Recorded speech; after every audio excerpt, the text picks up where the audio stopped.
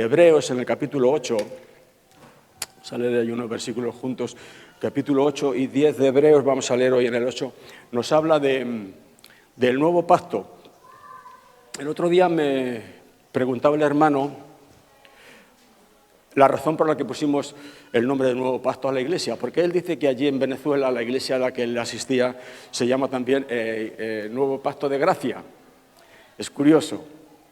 Y estuvimos hablando un poquito al respecto del por qué pusimos Iglesia del Nuevo Pacto.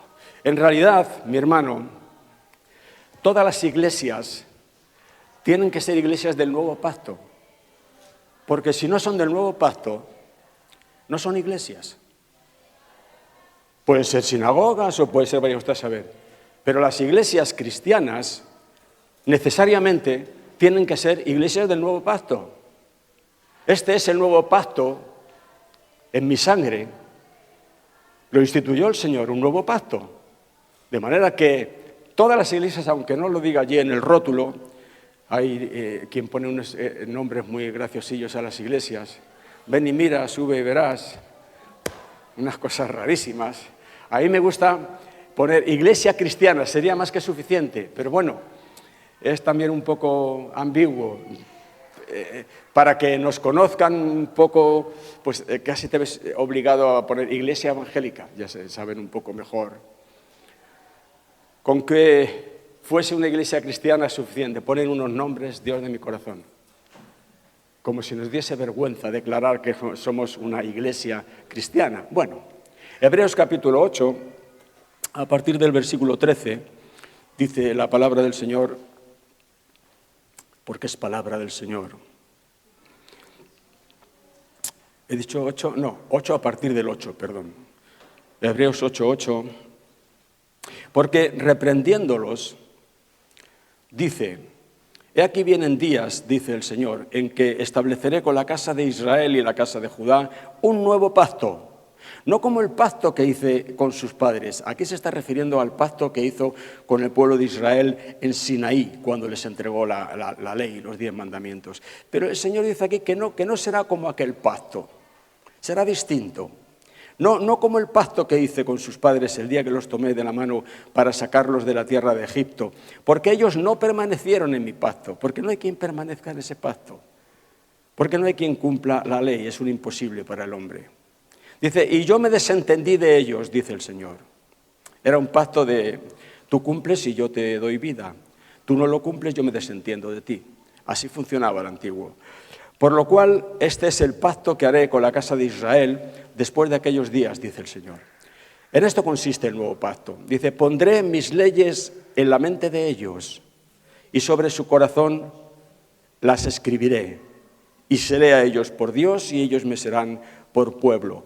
El Señor dice que en el pacto nuevo no tendremos 10 mandamientos escritos en piedra que nos estarán continuamente,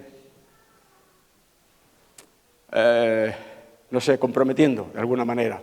No, el Señor dice, yo ahora escribiré mis leyes en su mente y en su corazón. Yo incluso creo que cuando el Señor dice aquí, escribiré mis leyes en su mente, no se está refiriendo necesariamente a los 10 mandamientos.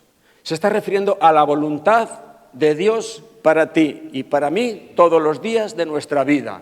Esas son sus leyes, esos son sus estatutos. No algo fijo que nos condena como ocurría con la ley de Moisés, sino la ley del Señor. El mandamiento para ti, estamos a veces en encrucijadas en la vida. Señor, ¿qué haré? ¿Haré esto? ¿Haré lo otro? Él dice, yo pondré mi voluntad, mis leyes en su mente y en su corazón. Qué importante eso, que el Señor lo ponga en nuestro corazón. Que nosotros no tengamos que ir a mirar en ningún libro, nadie me malentienda, la palabra de Dios es la palabra de Dios. Pero ni tengamos que preguntar a ningún cura, a ningún rabino, a ningún pastor, sino que el Señor dice, yo pondré mis leyes en su mente y en su corazón. ¿Por qué vamos a buscar fuera lo que el Señor ha puesto aquí dentro? Yo ya sé que, como dice la palabra de Dios, en la multitud de consejeros está la sabiduría, y ciertamente el Señor ha puesto en la iglesia maestros, es cierto. Y siempre se debe contar, se debe estimar el consejo de un consejero cristiano, creyente, y por supuesto tener siempre en cuenta lo que dice la palabra de Dios. Porque algunos inventan cada cosa que es de risa. Hay quien viene y te dice, pastor, me voy a divorciar de mi esposa y me voy a casar, que es que he conocido una folclórica que me está volviendo loco. Mi esposa no es mi media naranja, me he equivocado. ¿Sí? Esa es la ley, esa es la voluntad que el Señor puso en tu mente y en tu corazón. ¿Seguro? ¿A quién estás escuchando tú? O sea, hay cada farolero por ahí que es increíble cómo tiene la poca vergüenza con venir con este tipo de cosas y decir que lo sintieron del Señor o que se lo dijo el Espíritu Santo. Pondré mis leyes en su mente y las escribiré en su corazón. Seré a ellos por Dios y ellos me serán a mí por pueblo. El versículo 11 dice, y ninguno, esa palabra leía, no sé dónde leí esto, que en el griego esta palabra ninguno es como muy enfática, o sea que ninguno significa ninguno de ninguna manera, ninguno. Y ninguno enseñará a su prójimo, ni ninguno a su hermano, diciendo, conoce al Señor. Esto se lleva mucho, ¿verdad? Hay buenos consejeros y hay buenos maestros, pero hay consejeros de 3 al 4 que están todos los días diciéndole al pueblo lo que el Señor quiere para ellos. Es que, hermano, es sentido del Señor que tienes que hacer esto. Aquí dice, no. En el nuevo pacto ahora esto no va a ser así. Nadie va a tener que decirle a nadie, conoce al Señor, esto tienes que hacer tú de parte del Señor, esto siento para ti delante del Señor. No, no será así, dice, porque todos me conocerán. Ninguno tendrá que decir conoce al Señor porque todos me conocerán, desde el menor hasta el mayor de ellos. Quiere decirse aquí, en la iglesia hay personas débiles y hay personas fuertes. Hay personas recién convertidas que son niños en Cristo y hay personas adultas. Esto existe en la iglesia. Pero en cuanto a este asunto de conocer la voluntad del Señor, cuando el Señor dice yo pongo mis leyes en tu mente y en tu corazón, aquí no hace distinción de ese tipo. Lo hace igual sobre el menor que sobre el mayor. Ahí somos todos iguales. Porque seré propicio a sus injusticias. ¿Qué palabra esa? Siempre nos enseñaron a través de los años en la iglesia que el Señor siempre será propicio a nuestras justicias. ¿Sí o no? Eso parece que suena mejor, al oído natural, entra un poco mejor. El Señor me bendice cuando yo soy bueno. El Señor es propicio a mis justicias, a mis bondades. Pero esta palabra es fuerte. Esta palabra rompe ese principio. Dice, seré propicio a sus injusticias. En el nuevo pacto, ya el trato no es el mismo como hemos leído antes. Tú cumples tu parte y yo te bendigo. Tú no cumples tu parte, yo me desentiendo de ti. No, el nuevo pacto no es así. En el nuevo pacto es algo que nos desborda porque dice, seré propicio a tus injusticias, a tus pecados, yo seré propicio. Claro, esto tiene un fundamento y una base y es por el hecho de que Cristo nuestro Señor se llevó nuestros pecados. Él ajustició nuestros pecados en su cuerpo. Y debido a eso, el Señor puede ser propicio a nuestras injusticias. Si no, no podría serlo. Solamente porque el Señor es un anciano bonachón y mira, voy a ser propicio a tus pecados. Te perdono, no importa. El Señor no puede hacer eso. El diablo le diría en la cara, tú no puedes hacer eso. Y se lo diría con razón. El Señor no puede hacer eso. Ahora, cuando el pecado tiene que ser de alguna forma ajusticiado. La paga del pecado es muerte. Alguien tiene que morir por culpa del pecado. Ahora, cuando el Señor murió por culpa de mis pecados, ahora Dios puede seguir siendo justo y justificar al que es de la fe de Jesús. En base a que el Señor hizo su sacrificio, Él puede ser propicio a nuestras injusticias. Esta es una parte importantísima del nuevo pacto. Yo seré propicio a sus injusticias. Y esta última parte es tremenda. Y nunca más me acordaré de sus pecados e iniquidades. Esta es la palabra del Señor. Es el mismo principio que acabamos de comentar. El Señor dice, nunca más me acordaré de tus pecados. Te está hablando a ti. Cuando la palabra de Dios habla, cuando la leemos, es Dios hablando. La palabra es la palabra de Dios. escrita por hombres inspirados por el Espíritu Santo. Toda esta palabra está escrita por el Espíritu Santo. Es la palabra de Dios. Y cuando la lees, te habla a ti. O cuando leemos la Biblia, como decía el hermano hasta acá, hasta dormirnos, ¿qué estamos pensando? ¿Que eso que estamos leyendo se lo está diciendo a otra persona? Algunas personas en la iglesia, cuando oyen la palabra de Dios, dicen, esta palabra la tenía que haber escuchado mi cuñado. A mi cuñado sí que le vendría bien esta palabra. No, esta palabra es para ti y para mí. Dios nos habla a nosotros, a cada uno de nosotros. Y aquí nos está diciendo, nunca más me acordaré. Se me ponen los vellos de punta a ti, ¿no? Nunca más me acordaré de tus pecados y de tus iniquidades. En base a lo mismo, en base a que Cristo pagó por ello. Y yo soy de la fe de Jesús. Yo creo en el sacrificio de Jesús. Al creer en Él, lógicamente, mis pecados cuentan como los que se llevó para siempre. En función de eso y de ninguna otra cosa, el Señor dice, nunca más me acordaré de tus pecados. Yo te voy a decir algo, lo digo a veces en la iglesia de vez en cuando, pero te lo voy a decir en esta mañana otra vez. Doy por sentado que eres un cristiano, eres un creyente, estás en Cristo. Algunos ya, bendito sea el nombre del Señor, de muchos años, de la vieja guardia. Pero bueno, imagino que todos vosotros sois creyentes. Es a los creyentes a los que se les da esta palabra, a los incrédulos no. Al incrédulo, al que está sin esperanza y sin Dios en el mundo, la palabra para él es reconcíliate con Dios. Ni se te ocurra pasar al otro lado sin Cristo. No podemos pasar al otro lado sin Cristo. Si tú pasas al otro lado y pasas al trono de Dios en juicio y no tienes un sustituto a tu lado, estás muerto. No puedes pasar y presentarte delante de Dios con ningún currículum de buenas obras ni de una vida No, tienes que llevar... No un sustituto, tienes que llevar al sustituto porque es el único, no hay otro. Yo te digo, hermano, si tú eres un creyente en Cristo, mira esta palabra, espero que sea como aceite para tu corazón. Si Dios ha dicho que nunca más se acordará de tus pecados, ¿qué haces tú recordándolos? Bendito sea el nombre del Señor. El Evangelio es algo. Solamente a la mente maravillosa de Dios se le podía ocurrir un método de salvación tan glorioso, tan grande. Bendito sea su nombre. Si el Señor no hubiese hecho que la salvación sea por la fe en el sacrificio de Cristo y nada más que por eso, yo no me hubiese salvado nunca, jamás, nunca. Iría camino del infierno a la velocidad de un aeroplano. Pero bendito sea el nombre del Señor que me lo puso fácil. Una fe sencilla pero de todo corazón en el sacrificio de mi Señor. El que cree en el Hijo tiene la vida. El que rehúsa creer en el Hijo no solamente no verá la vida, sino que la ira de Dios está sobre él. Porque el Señor Jesús vino a salvar. Juan 3:16 dicen que es el corazón de la Biblia, pero mira, allí está el 17 que a mí me encanta también. Porque no envió Dios a su Hijo al mundo para condenar al mundo, sino para que el mundo fuese salvo por él. Bendito sea el nombre del Señor. ¿Cuánta prédica de condenación hay? El mundo está condenado.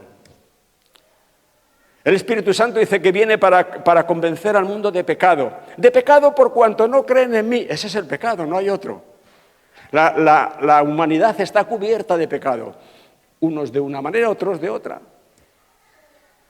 Pero el problema real es el no creer en Jesús. Eso nos deja perdidos para siempre. Y Él no vino a condenar, la gente ya está condenada. Él vino a salvar. Todos aquellos que ponen en Él su confianza no serán condenados, han pasado de muerte a vida. Nunca más me acordaré de sus pecados y de sus iniquidades. Todos me conocerán, hemos leído. Allí en Juan 17, el versículo es el 3, Juan 17, 3, lo que se llama la oración sacerdotal de Jesús al Padre. Allí el Señor dice, esta es la vida eterna, que te conozcan a ti. He pensado que la vida eterna a lo mejor consistía en portarse uno bien, ser uno bueno, o ir a la iglesia, o levantar la mano cuando el pastor hace un llamado. No, no, no. La Biblia dice que la vida eterna es esta, que te conozcan a ti, el único Dios verdadero, y a Jesucristo, a quien has enviado. En eso consiste la vida eterna. La vida eterna, que generalmente tenemos el concepto de que es una vida que no terminará jamás, y es cierto, pero la vida eterna es la vida de Dios. La vida zoé, ya sabéis eso, la vida natural, la vida biológica, la palabra del griego es bios, pero la palabra de vida, yo he venido para que tengan vida y la tengan en abundancia. La vida de Dios es zoé. Me acuerdo de una señora que venía con su nietecita muy bonita y le dijo, qué niña más bonita, ¿cómo se llama? Me dijo Zoé. Y le dije, Zoé significa vida. Sí, ¿cómo lo sabe usted? Digo, intuición. Zoé, la vida de Dios. Esta es la vida eterna, que te conozcan a ti. Ahora, el conocimiento de Dios, atención con esto, muchas veces lo he dicho. El conocimiento de Dios no consiste solamente en tener conocimiento de la Escritura.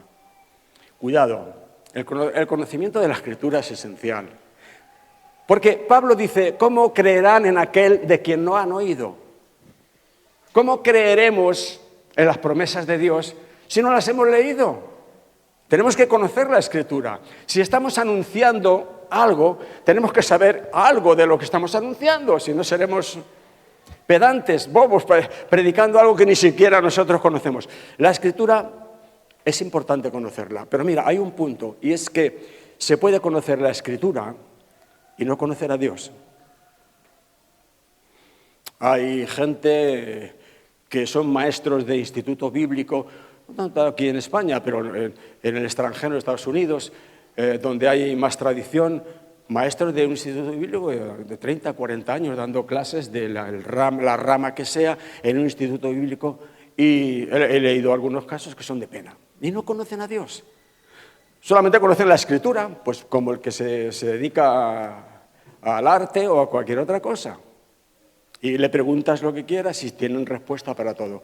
Pero conocer a Dios es otra cosa. Mira, la Biblia dice allí en Corintios, lo dice el apóstol Pablo, que a Dios solamente podemos conocerle por el Espíritu Santo. Dice, nadie conoció las cosas de Dios, sino el Espíritu de Dios. Y nosotros no hemos recibido el Espíritu del mundo, sino el Espíritu de Dios, para que sepamos lo que Él nos ha concedido. ¿Ves? Las cosas de Dios las sabemos allí dentro. Aquí arriba las aprendemos en este ordenador averiado que falla de vez en cuando. Las aprendemos, pero aquí dentro las conocemos. Las cosas de Dios las conocemos únicamente por el Espíritu Santo. Porque puede haber muy buenos maestros en los institutos bíblicos, pero el Espíritu Santo es el mayor y mejor de los maestros. Él es el maestro. Jesús era un gran maestro, pero Jesús les dijo, mirad, llevo con vosotros 3 años, os he enseñado hasta la saciedad, pero aún tengo muchas cosas que deciros, pero ahora no las podéis sobrellevar, porque estáis todavía con vuestra capacidad natural, que es capaz de captar muchas cosas, pero las cosas de Dios no se captan con el conocimiento natural. Ahora, cuando venga el Espíritu Santo, les dijo, Él os enseñará todas las cosas. Él es el maestro.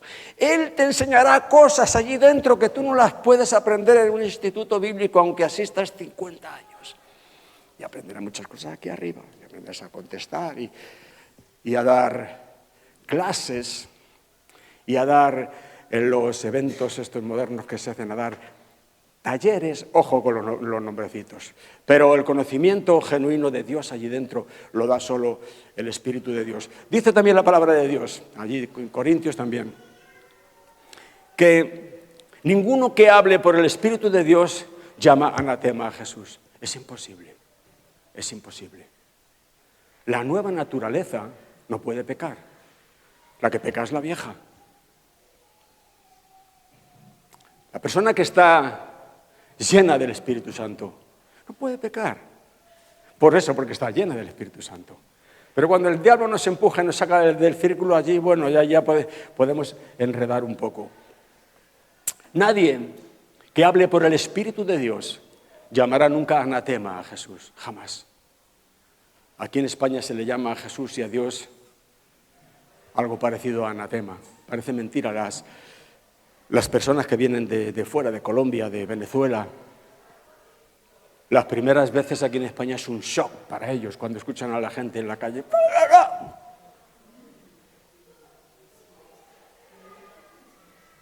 ¿Pero cómo pueden decir esto?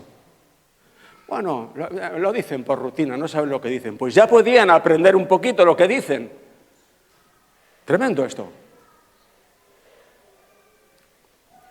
Os he contado alguna vez que tenía un compañero de trabajo que decía que en Holanda la maldición más fuerte que utilizan es que el Señor me maldiga. Aquí no, aquí la maldición más fuerte ya la conocéis. Me alegraría de que no la conocierais y no la hubieseis oído nunca. Nadie que hable por el Espíritu de Dios llama anatema a Jesús. Y a continuación dice, y nadie puede llamar a Jesús Señor, sino por el Espíritu Santo. Esto es profundo también, porque a Jesús le puede llamar Señor cualquiera. He oído a gente que le llama Señor en tertulias en la televisión, pues por allí sale uno y dice, como dijo nuestro Señor Jesucristo. Sí, yo lo he oído. Y le llama Señor. Puede ser un creyente o no. Puede decir nuestro Señor Jesucristo, pues porque al Señor Jesucristo siempre se le ha conocido por el Señor Jesucristo. Entonces utiliza esa frase, esas palabras, pero no lo está diciendo por el Espíritu Santo. ¿Tú por qué llamas a Jesucristo Señor? Yo llamo a Jesús Señor porque me lo enseñó mi mamá, que es el Señor. Vale, correcto. Es correcto, pero no es suficiente. Yo llamo a Jesús Señor porque he oído al pastor predicar y le he oído predicar que Jesucristo es el Señor. Por eso yo le llamo Señor. Es correcto, pero no es suficiente. Hemos de llegar al punto en que llamemos a Jesús Señor por el Espíritu Santo. Porque ya no solamente lo hemos aprendido, sino porque ahora el Espíritu Santo nos ha dado un conocimiento allí dentro de que Jesús es el Señor. Es distinto, te aseguro, mi hermano, que es algo muy distinto. El Espíritu Santo ha venido a vivir dentro de nosotros, está allí dentro de nosotros. Dice Pablo, ¿acaso ignoráis que sois templo del Espíritu Santo? Y que el Espíritu de Dios mora, vive dentro de vosotros. Esta es su casa. Se me vuelven a poner los pelillos de punta. Esta es su casa. Él vive aquí. Mira, el hombre caído después de la caída de Adán, siendo lo que fue, aquí dentro, en su corazón, todo hombre lleva un cartel. Está allí dentro, no podemos leerlo, pero todo hombre, toda mujer lleva allí dentro un cartel que dice: aquí vivió Dios un día. Pero ahora, después del sacrificio de nuestro Señor, de la salvación que nos ha traído, del nuevo nacimiento que nos ha proporcionado, ahora el cartel que hay aquí dentro dice: Dios vive aquí hoy. Esta es su casa. Y desde allí dentro nos enseña. Jesús dijo: cuando Él venga os enseñará todas las cosas. Ahí en Romanos 8:16 dice que el Espíritu da testimonio a nuestro espíritu de que somos hijos de Dios. Ese es el Espíritu, el que nos da testimonio allí dentro en nuestro espíritu de que somos hijos de Dios. ¿Lo dice la palabra de Dios? Sí, y lo leemos ahí. Mirad cuán amor nos ha dado el Padre, que nos ha llamado hijos de Dios. Sí, pero el Espíritu me da testimonio allí dentro de que eso es así. Y es un punto más. Y primera de Juan 2:27, que mencionamos a veces, allí se nos dice también que ese versículo lo vamos a leer. Lo vamos a buscar juntos. Primera de Juan 2:27. Dice: pero la unción que vosotros recibisteis de Él permanece en vosotros. Y no tenéis necesidad de que nadie os enseñe. Vaya frase. Así como la unción misma os enseña todas las cosas, cuando Él venga os enseñará todas las cosas. y es verdadera y no es mentira, según ella os ha enseñado, permaneced en él. ¿Cómo debo yo permanecer en el Señor? ¿Cómo debo yo permanecer en el Señor? ¿Siguiendo las reglas establecidas en una iglesia? ¿Guardando los mandamientos de la ley de Dios? No, la palabra de Dios dice que yo he de permanecer en el Señor conforme la unción me enseña. Es importante. Los maestros externos son importantes. Algunas veces pides un consejo y te dan un consejo y dices, madre mía de mi corazón.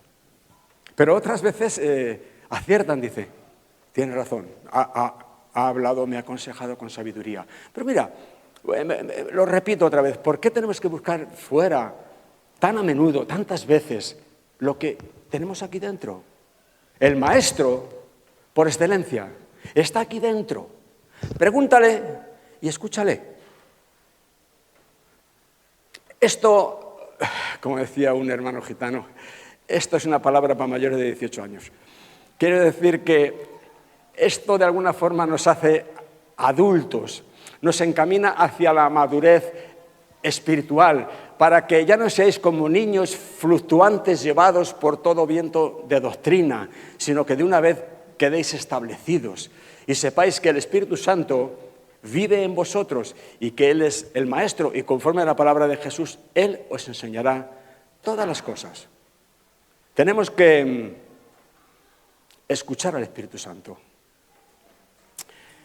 El apóstol Pablo dice, todos los que son guiados por el Espíritu de Dios, esos son hijos de Dios.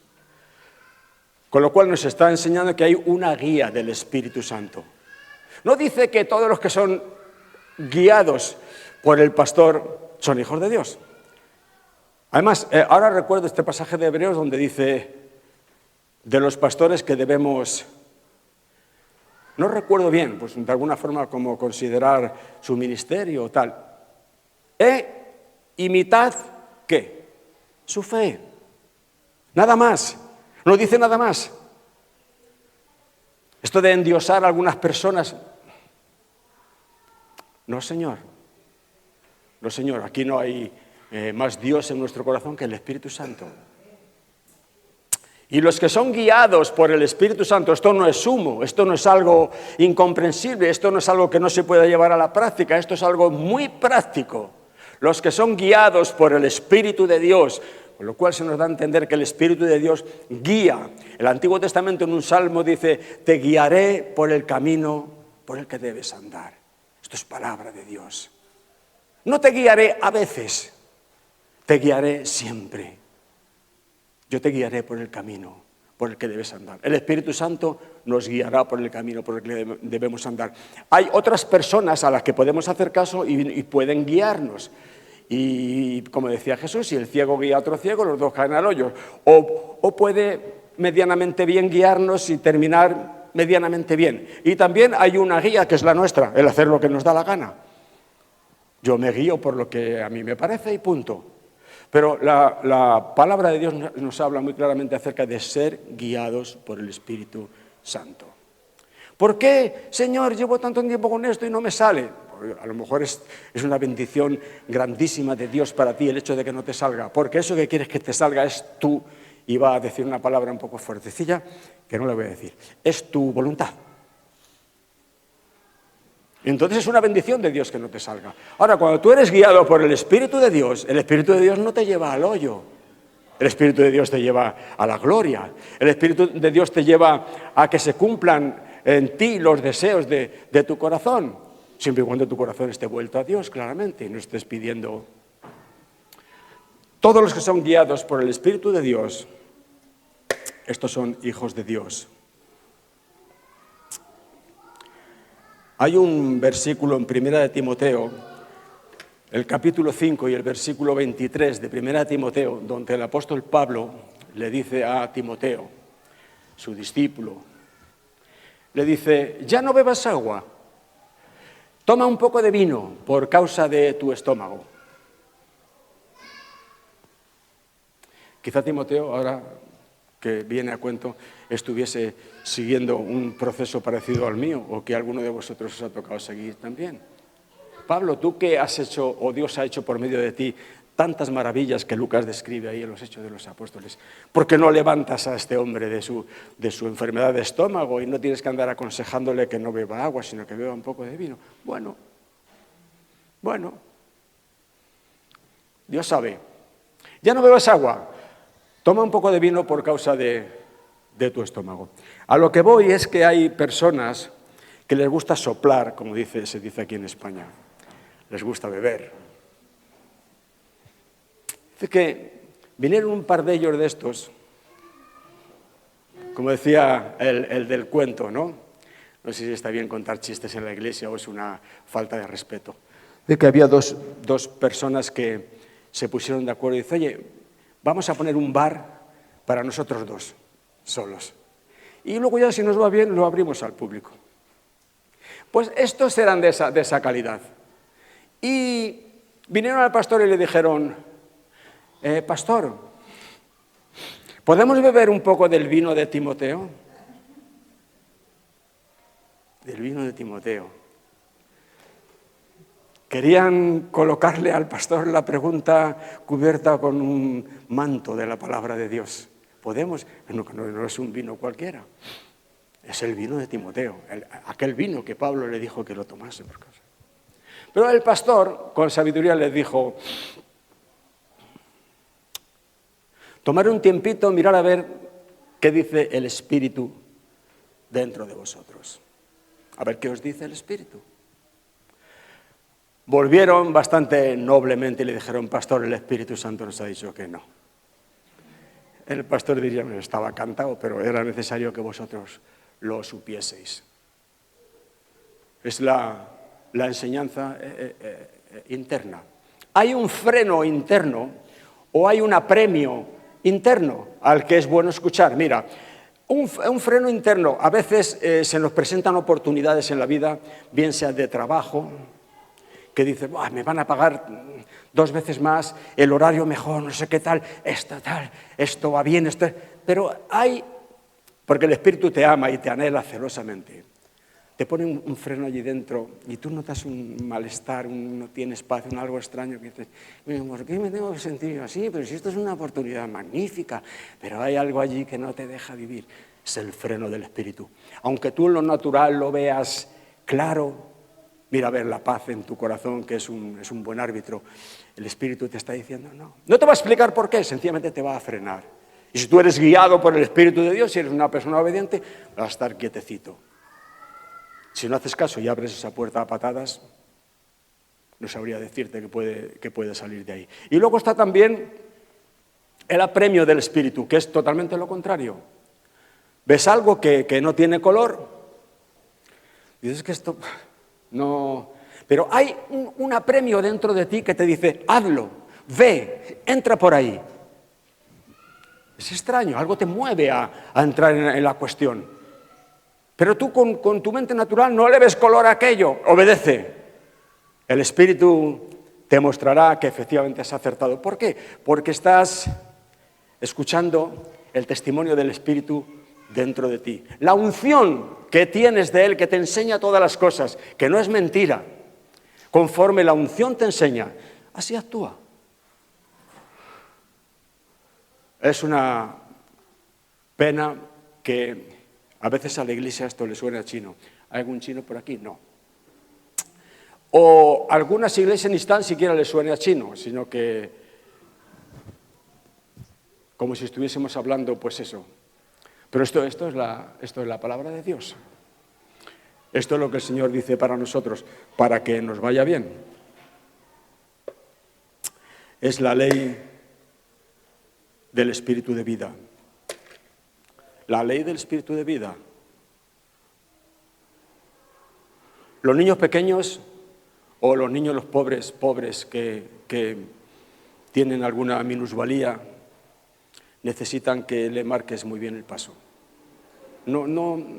Incluso en adultos con minusvalía, lo habréis comprobado, necesitan que se les den pautas claras y que no se las cambies, no se las muevas. El lunes esto, a mediodía esto, el martes esto, el miércoles, el día del vídeo, como decía el de la película. No les muevas mucho de ahí porque les pierdes. Pero a veces en la iglesia es igual. La iglesia está viviendo en el antiguo pacto, tratando de guardar las normas, las reglas, las leyes de Dios, cuando se nos ha enseñado por activa y por pasiva 1.000.000 de veces que eso no se puede cumplir. Por eso Dios cambió de pacto, si no, no lo hubiese cambiado.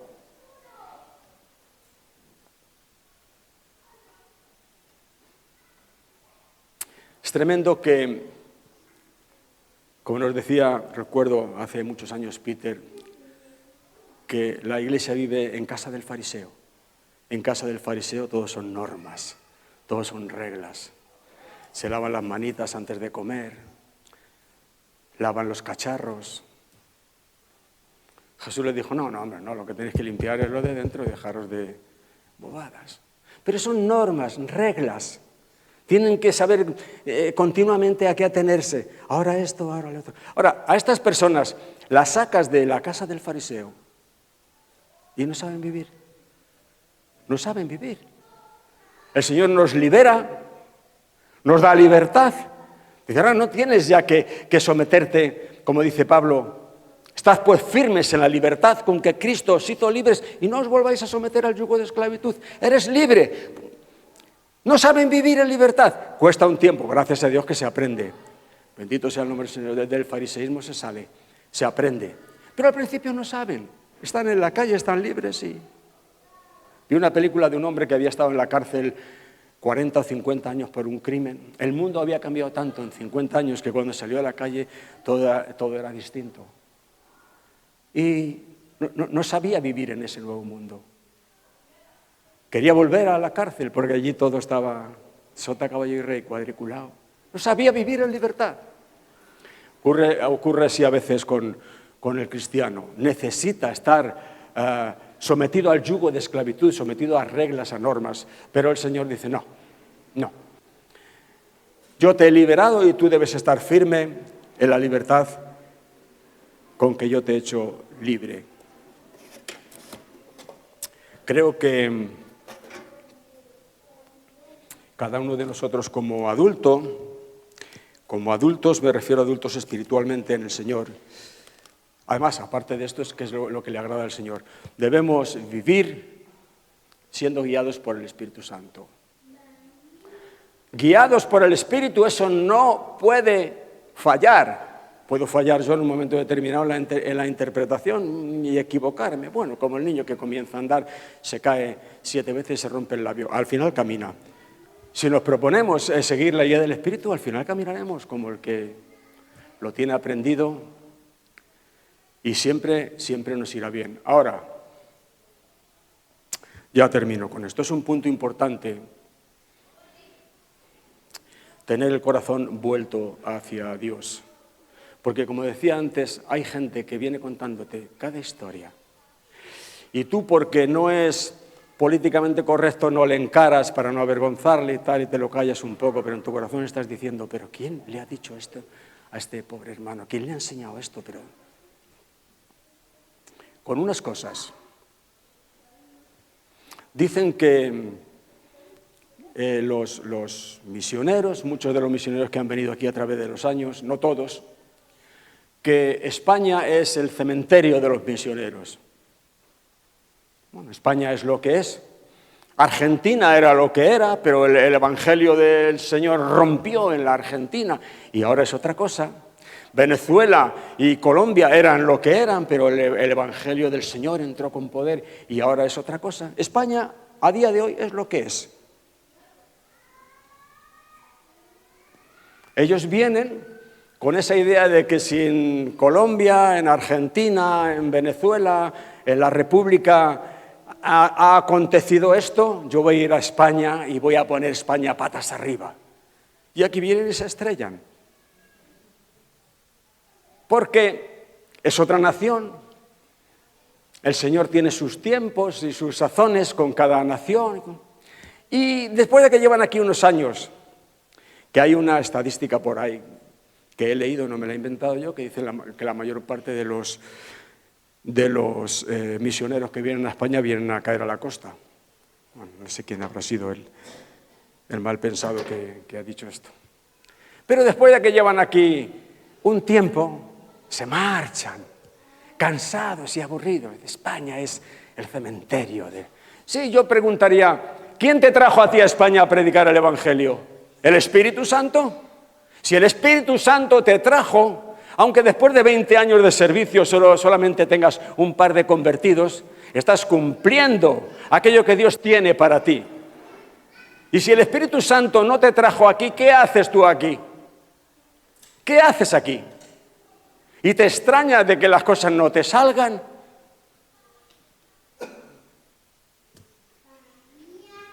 Yo vine con mi familia aquí a Burgos hace 30 años. Lo he contado muchas veces. No conocía Burgos de nada, jamás, nunca había estado. Una vez pasé cruzando Burgos, camino de Asturias, que ni me acuerdo de ver un poco ahí la catedral y tal. Nunca había estado en Burgos. Llevábamos 32 años viviendo en Madrid. No conocía a nadie en Burgos. Pero mi esposa sabe que una noche sabíamos que teníamos que salir de allí. El Espíritu de Dios lo mostraba fuertemente. Y dijimos, ¿dónde? Teníamos un mapa y miramos toda España. El Levante, Andalucía, Extremadura, el centro, que ya estábamos por allí, el norte. Viendo a ver el Espíritu del Señor, como dice el profeta, atalayando para ver lo que dice Él en mí. Y salió a relucir Burgos, Burgos, Burgos. Mi esposa es testigo de que lo que digo es verdad. Burgos. Burgos y Santander. Había algo ahí en Santander. Y hay un puente ahí que empezamos a entender en estos días. Y vinimos a Burgos. Y te aseguro, mi hermano, que cuando vinimos a Burgos, veníamos con esa convicción de que era del Espíritu de Dios y que nos movía a venir aquí. Cuando vinimos a Burgos, no nos fue bien. Rebeca nos conoce de hace muchos años. Oh, Rebeca, yo contaría algunas veces que ha venido Rebeca con su furgoneta a rescatarnos allí en medio de la nieve.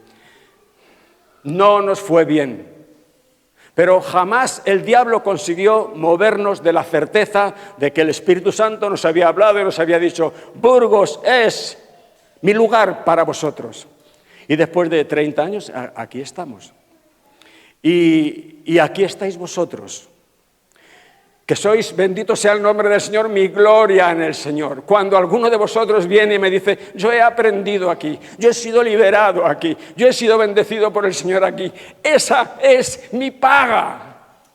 Y es una buena paga. Cuánto me alegro, bendito sea el nombre del Señor. Con lo cual quiero decir que sí, pasaron 30 años, no fue fácil, se ha pasado de todo. Podríamos tirarnos 3 días, ¿verdad, Rebeca?, contando cosas, pero la palabra del Señor, como decía muy bien, la palabra del Señor se cumple, se cumple. A veces lleva un tiempo. Bueno, termino acentuando esto, que es importante para seguir la guía del Espíritu, tener el corazón vuelto hacia Dios. Tener un corazón para Dios, no un corazón egoísta, que busca progresar económicamente, en lo cual no hay nada malo, como decía muy bien José, no siendo ese tu partida principal, claro. Y venimos a la iglesia, venimos a clamar a Dios como cantamos, no he venido a pedirte un favor. Yo sí, Señor, yo he venido a pedirte un favor, que bendigas mi negocio, que bendiga. Tratando de meter a Dios allí como un aliño a nuestra vida. No, pero esto no puede ser así. El Señor nos va a bendecir seguro, es su promesa. Mira, me he jubilado hace 1 año y no tengo nada, de lo cual me alegro, porque si me busca la Guardia Civil, como no tengo bienes, no me puede pillar por ninguna parte. No tengo nada, nada. Pero puedo decirte con verdad, Dios nuestro Señor nos oye, que lo tengo todo, todo. Y siempre mi esposa y yo nos acordamos de este versículo que dice, como no teniendo nada, pero poseyéndolo todo. Todo, todo, todo, todo. No tengo nada en el registro de la propiedad. Mi registro de la propiedad es Dios. Y no hay nada más seguro que lo que está allí registrado. Un corazón vuelto a Dios. Y si tú tienes un corazón vuelto a Dios, hermano mío, te será sencillo, te lo aseguro, seguir la guía del Espíritu Santo. Y con eso honrarás al Señor y bendecirás tu vida. bendecirás tu casa y bendecirás a la iglesia. Vamos a ponernos en pie. Damos gracias al Señor y nos despedimos en esta mañana. Padre, te damos las gracias un domingo más por habernos movido, Señor, a todos a venir a este lugar de reunión. Hemos tenido un tiempo precioso de elevar a ti nuestros corazones en alabanza y en adoración, dándote gracias, Señor, por cada uno de tus beneficios sobre nuestras vidas, que han sido muchísimos. Gracias por mi salud, Señor, gracias por la nietecita de Yolanda, gracias por los años que le das a Rebeca, Señor, y a Adriana, y al niño de Rosa. Tantas cosas podríamos mencionar. Gracias por cada uno de tus beneficios, Señor. Te damos las gracias también por tu palabra, que es viva y es eficaz. Y te damos las gracias sobre todas las cosas por el gran Maestro que enviaste a vivir dentro de nosotros, por tu Espíritu Santo, Señor, que nos enseña toda la verdad.